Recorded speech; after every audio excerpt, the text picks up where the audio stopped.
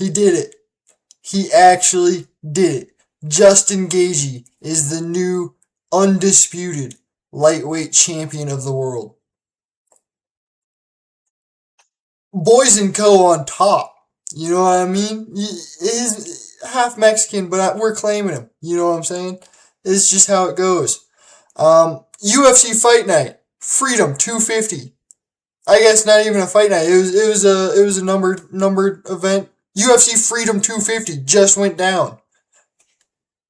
This is my breakdown. I'm a little late with it. You know, I do have a full-time job, so card got done a little late. Had some other stuff going on after the card, so I didn't get around to making the video last night. But I have some very detailed notes, and I remember, you know, one of the perks of autism is you gotta mind like a steel trap. And this definitely interested me enough to remember everything that happened. So let's just get right into it. We'll start off with Diego Lopes and Steve Garcia. You know, first round, Diego came out very hesitant. It was almost like he was trying to draw Steve into him. And it just wasn't really working. You know, Garcia was really kind of piecing up Diego on the feet. He was really landing well. You know, if we look at the numbers here, round one, 23-6. You know, Diego was not landing much. Steve, first round, Steve definitely was fighting a great fight. It almost looked like he was just going to cruise on to an easy victory. Second round, Diego Lopes kind of remembered that he's Diego Lopes, you know? Second round, he went out there and just kind of said, screw having Garcia come to me. I'm going to go to him. We're going to brawl. And it's almost, Diego kind of caught him. I'm not sure what he caught him with. It was they were kind of in the pocket there. Diego caught him. And Garcia was like, fuck this. Just started swinging, you know, and they just started brawling. And, it turned into a great fight round two. Diego ended up hitting him with a, left-right, put Garcia down, and then he followed up with some ground and pound that ended up putting Garcia away. Diego got this one done. Great fight to start off the card. You know, really get people going. Overall, this was a great card. But Diego got this one done by TKO in the second round. Next up the card, we had old Bo Nickel versus Kyle Daukaus. You know, first round, it kind of looked early first round. It kind of looked like it was going to be a bit of a smudge fest. Bo, he chucked an overhand, ended up getting like an outside single cradle position, ended up getting like a lift takedown, off of an overhand, off of a big overhand right. And then he did land a few elbows that were like solid ground and pound. You know, if he's working on his ground and pound, it is looking better. If he's not working on his ground and pound, he needs to work on his ground and pound. You know what I mean? He did land a few elbows. One of them did cut Kyle Daukaus open right up above the eye there. And then there wasn't really much else happening. So Herzog stood them up. And, you know, of course, Rogan and DC are like, oh my gosh, standing them up. And I do have to say, I think it was a bit of an odd time to stand them up. But at the same time, on the White House, like the White House card, you're there to put on, you're there to show out, you know? So I understand them getting stood up after a little bit of time to reflect, you know? But then Bo Nickel ended up just landed a couple of big shots, landed like a huge combination, big overhand. Um, I want to say like a left hook, kind of like an uppercut left hook. Put Kyle Dawkins down. Uh, and then he didn't really land much ground and pound. Dawkins kind of just curled up, pulled a Lionheart, curled up, and that was that. Um, Fight got called. Bo got the first round TKO. Not too spectacular, but it does show Bo Nickel is game. Dawkins did look good in his last two fights. Um, After getting re-signed by the UFC, I believe he had a quick sub and then a knockout. I know he had at least a knockout, but I believe he got a quick sub in there too.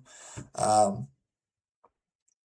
but Bo looked good. He looked good on the feet. Obviously, he's very solid on the ground.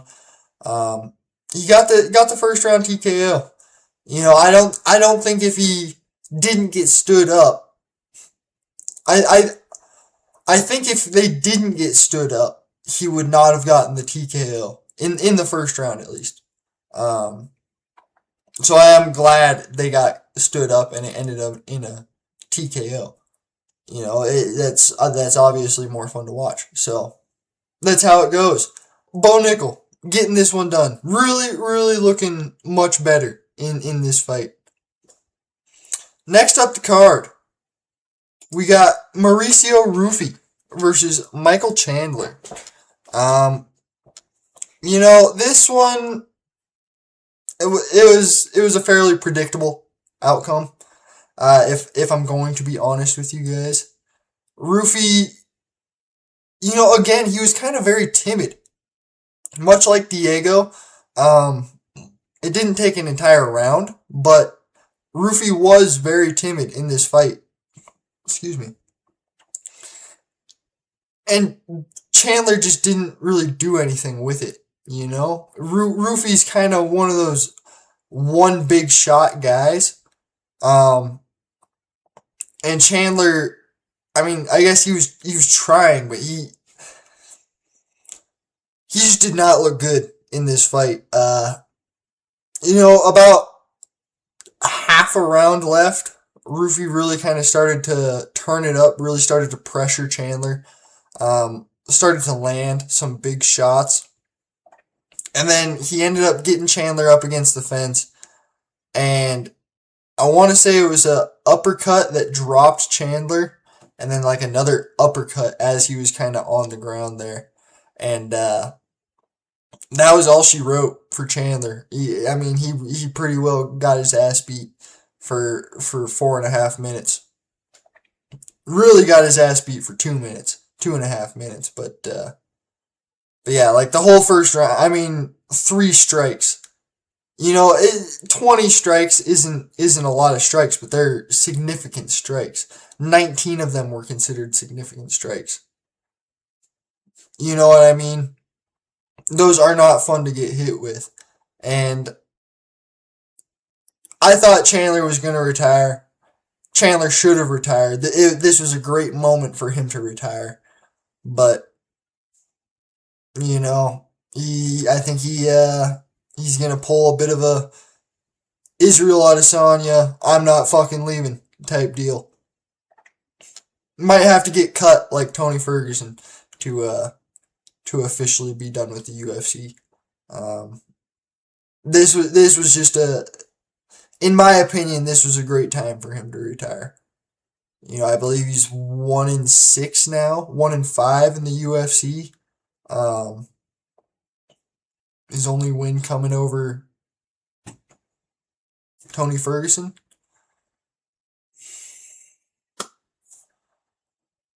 Actually, he might have beat Dan Hooker too, so he might be like 2-6 in the UFC.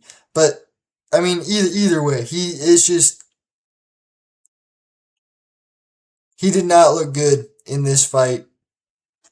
I think that's all she wrote for Michael Chandler. Um, we'll see in his next one if he gets fed to another, hungry contender. If he can get this one, get the next one done. But I mean, Rufy looked good, but that's how he was supposed to look. You know what I mean? He was supposed to knock out Chandler in the first round. He fulfilled it. I mean, he looked great. I'm not trying to take away from his performance whatsoever, but Michael Chandler did not look good. Next up the card, we had Josh Hokett versus Derek Lewis. Josh got the takedown. In the first, beautiful takedown. Just very, very well timed takedown. And then he started to kind of ground and pound, just pretty much showed everyone that he could do what he wanted to Derek Lewis on the ground. I think he kind of wanted, granted it is Derek Lewis. He's not known for being the best on the ground, but he is known for being able to stand up. He wasn't able to do that. At the very end of the first round, Josh kind of had an arm bar that I don't know if he doesn't know how to finish an armbar correctly, or if he was just showing everybody that he could get an armbar. But he just had it in his chest. He wasn't really cranking it. He was letting out some grunts, making it seem like he was really cranking on that arm. But Derek Lewis wasn't in danger whatsoever.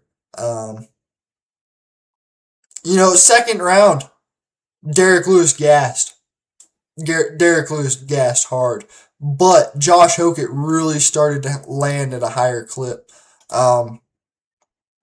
First round, a lot of these were ground and pound, for sure. But 54-1, that's not fun for Derek Lewis. The second round, 51-7. And those were all on the feet. Josh did not get a takedown in the second round. I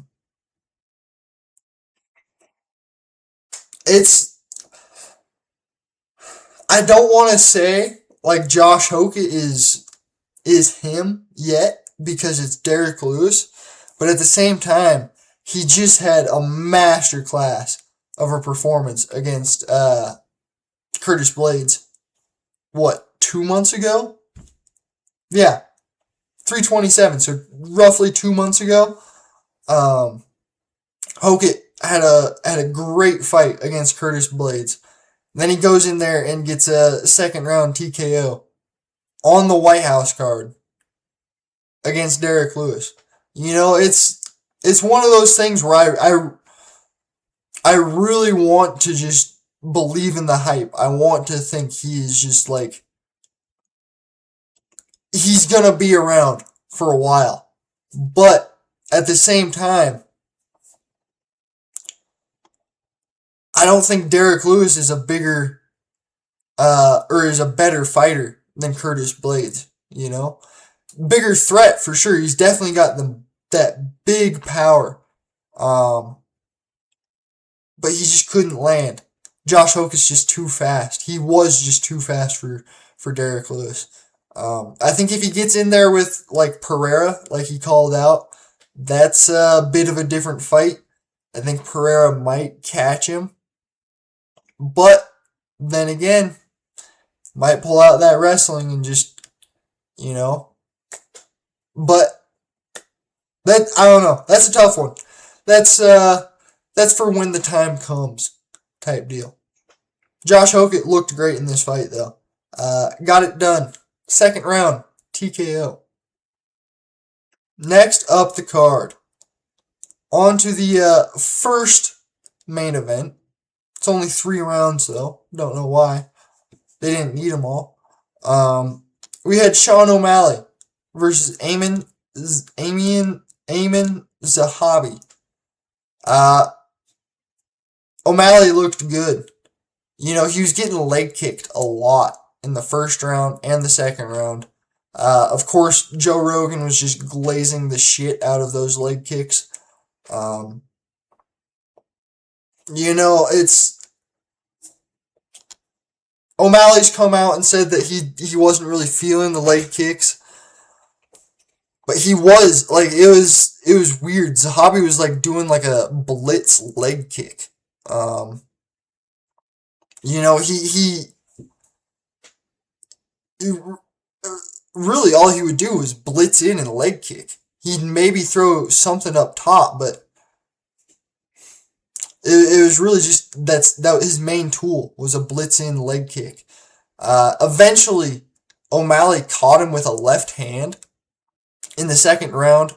About a minute left. O'Malley caught him with a left hand that dumped Zahabi, and then as Zahabi was getting up, O'Malley came in with a left and then an overhand right that just perfectly landed. Put Zahabi down. O'Malley turned, saluted as he was dropping. It looked like a bit of an early stoppage, but I mean Zahabi tried to get up and then fell right back down. So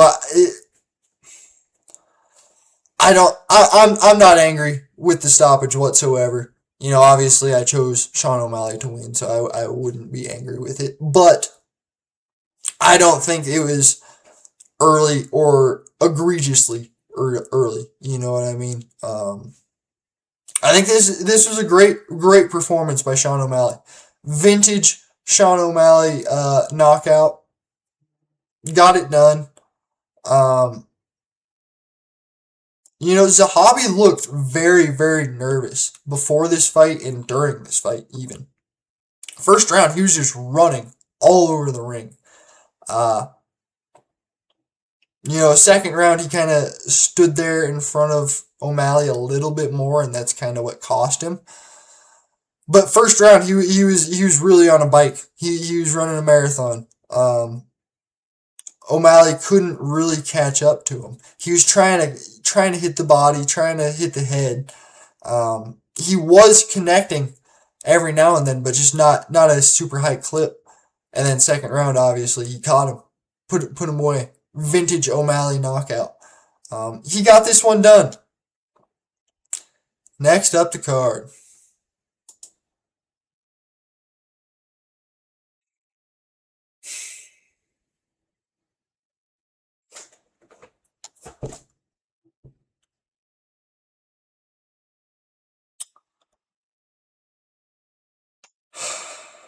Frenchie can fight, I guess.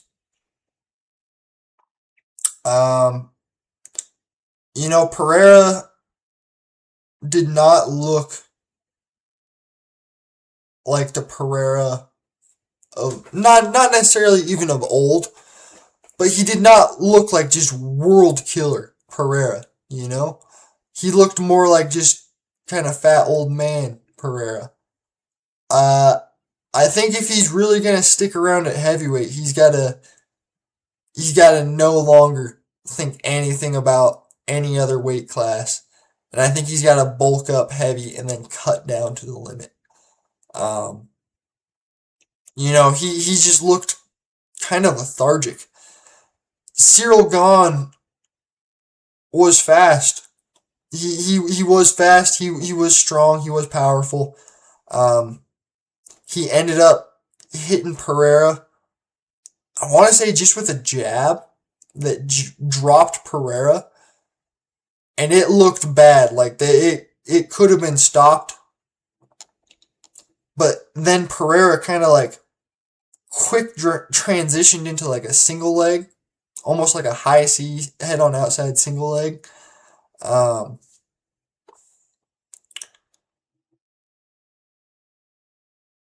I don't want to just like cry back the headshots or nothing, Obviously, I chose Alex Pereira. I'm not trying to cope.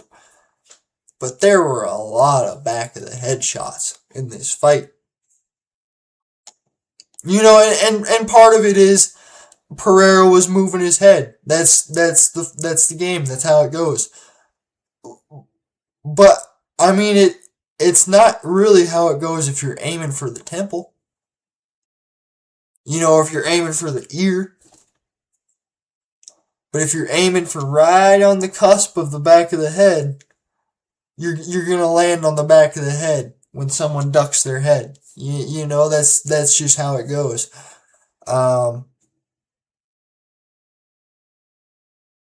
and I'm not trying to take away from Ciryl Gane's performance. He looked really good in this fight. I guess fifth time's the charm, or I guess he's been interim. He's been interim champ before. Uh, he called out Tom Aspinall Paris in September. I want to say. I think that's when the Paris card is. I cannot wait. Please, Tom Aspinall, save us. Please save us, Tom Aspinall. Please put this stupid French fuck on a t-shirt. Slime this motherfucker out. I want to see this. I want to see this guy with the Leon Edwards face staring up, just. You know what I mean? Truly, I want this guy to be sleeping on the canvas. So Tom, if you could do that, that would be greatly appreciated. I think Alex Pereira could stay at heavyweight though, and do decent. I do think he's got to get his weight kind of figured out. It didn't really look like he cut any weight. He's just kind of walking around weight, which, in my opinion, as a heavyweight, I do believe you should still be cutting weight. You're gonna be faster. You're gonna be faster. You're gonna be quicker on your feet. You're just gonna feel. You're gonna feel better in there. Your gas tank's gonna be a little bit better. I don't think you should be cutting a lot of weight, obviously, as a heavyweight. I don't think you should be sitting around 300 cutting down to 265. I think that's stupid. But if you're sitting around 265, you're cutting to 250, 245. You're in the fight around 250, 255. I mean, I think that's the type of weight cutting a heavyweight should be doing. I don't think you should just be fighting at your walk around weight. And I don't know if that's what Pereira did. Maybe he did cut a little bit of weight. I don't know. I wouldn't assume that he did, but I think it would have benefited him in this fight. Props to Ciryl Gane though. Got this one done. Now we're on to the main event. Oh my Lord. He did it. He actually did it. Justin Gaethje is the new undisputed lightweight champion of the world. At 38 years old, 37 years old, that's holy cow. He made Ilia Topuria quit. The second round, first round, Gaethje looked good. Topuria kind of came out. He was leaning really far back. Like he wanted a really, really light front leg. I think that's due to Justin's tendency to hurt people with leg kicks. Gaethje has a mean leg kick. So I think that's kind of playing into a bit of why Ilia came out there with a very light front foot. I don't think it was the right call though. He couldn't move. He couldn't really move his head off center line quick enough. He couldn't get out of the way. Couldn't move laterally. So Gaethje was looking good first round. Second round, Topuria looked like he was about to finish the fight. He really started to land up top, and then started to hit the body. Towards the end of the round, Topuria, I'm not sure how long it was, maybe a minute, minute left, Topuria really just hammered some body shots. Mean body shots. Just straight uppercuts to the liver. And they dumped Gaethje. And as Gaethje was kind of getting up, Topuria kind of got like a half Nelson on him and followed him down to the ground. Kind of threw a, he was in mount, kind of throw. I guess it might have been earlier. It was probably about halfway through the round, halfway through the second round. Because, Topuria, he was in mount, ground and pounding a little bit, but he was trying to throw like a triangle from top position, which you can get, but it's very tough. It is tough to kind of to interlock your feet in that position. So he couldn't get that, and Gaethje was kind of able to squirm out. And then Topuria tried to do a belly down armbar. Didn't get it. It was a bit of a scramble, and he ended up on top. And then with like 30 seconds left, he looked at the clock, and then you could... I felt like you could see him visibly break. He kind of let out like and then he just he hunkered down. He just laid in top position for the rest of the round. Did not do any ground and pound, didn't try any more subs.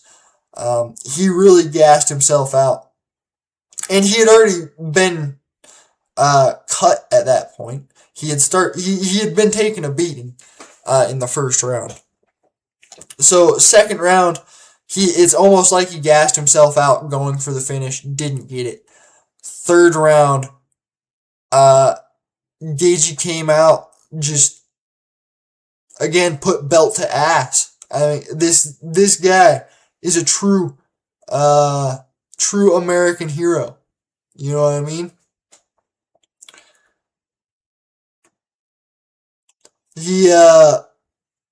He came out, just really started piecing Topuria up. It's almost like Topuria was taking the round off. Like, he really was not throwing anything in that third round. If we look at numbers here. Yeah, 10-31. And, most of those were like a 3-punch combo. So realistically, he threw, 3 or 4 times in the 5 minutes that was the third round. He got, like I said, he was getting pieced up. His right eye was cut. His left eye was starting to swell. And then the round ended, went to the corner, and he said, "I can't see." So they brought the doctor in, and then he's like, no, I can see. And the doctor called the fight. In the third round, the doctor called the fight. And then the ref, I want to say it was Mark Goddard. So Mark and some other physician, not the doctor, came in. They asked Topuria whatever. It might have been a translator was in there too. Asked Topuria whatever. The doctor did his test again, and then he was like, "All right, if it gets any worse, call the fight." And they went into the fourth round.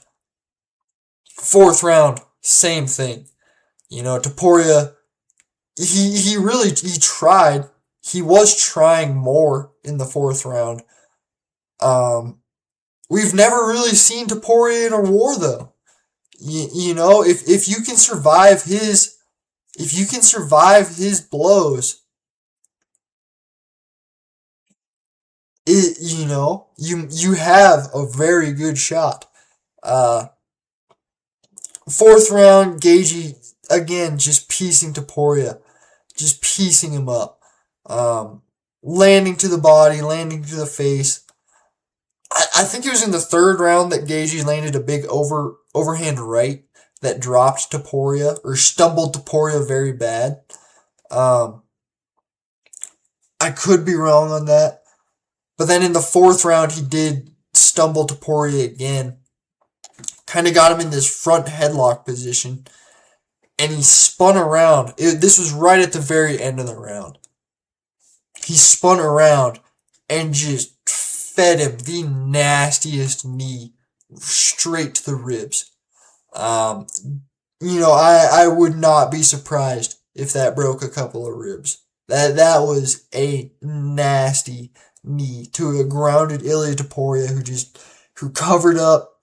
Gaethje landed a couple more shots to the face. Round was over. I think he landed the knee with like 3 seconds left, 4 seconds left. Um, Topuria got up, went over to the stool, sat down there. He just looked totally dejected. And someone you can hear, I want to say it was his brother. You can hear them say, "No, we're finishing this fight. We're finishing this fight." And then they're like, "No, no, no, we're not. We're done." And they called the fight retirement. Justin Gaethje won the belt by forcing Ilia Topuria to quit on the stool. White boy summer, baby. White boy summer. This was, like I said, I chose Ilia Topuria to win, but this was just an outstanding fight. This was the year of the underdogs. I guess this is technically still the year of the underdogs. I said that in my predictions video. Gaethje had a chance, but I thought Ilia was gonna right the wrongs. He was gonna fix the timeline, get everything back on track. Big ups to Justin Gaethje though. I mean that was aura.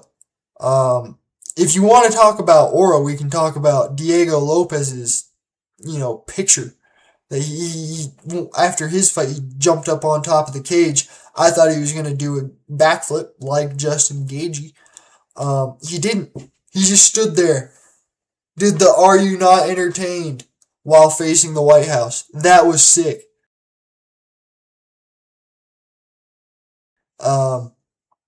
Gaethje did a backflip in front of the White House. That was sick. Hella aura gained, hella aura lost. I truly believe that the divorced dad haircut cost Ilia Topuria this fight. I think that killed his aura. I think honestly, you know what it was? When he was walking out and you could see it kind of just like floating off to the side like the stereotypical just deadbeat dad. Not saying that he is a deadbeat dad, but that's the haircut that he's got, That's when I knew Gaethje has a real shot at this thing. I could feel it in my bones, But yeah, I mean, overall we went 5-2 this card. Everything was looking good until the co-main and main. Actually, I got everything right.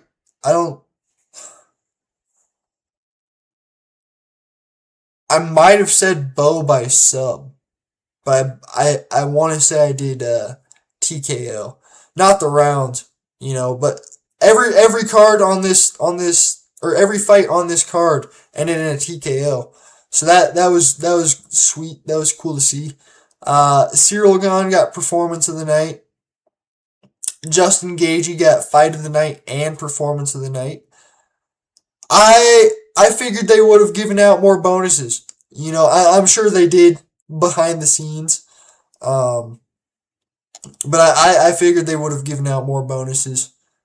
Just with every fight on the card being a banger. It's the way she goes though. That'll be the video. Thank you guys for watching. This has been Wheezy MMA. I'm Wheezy, and I'm out.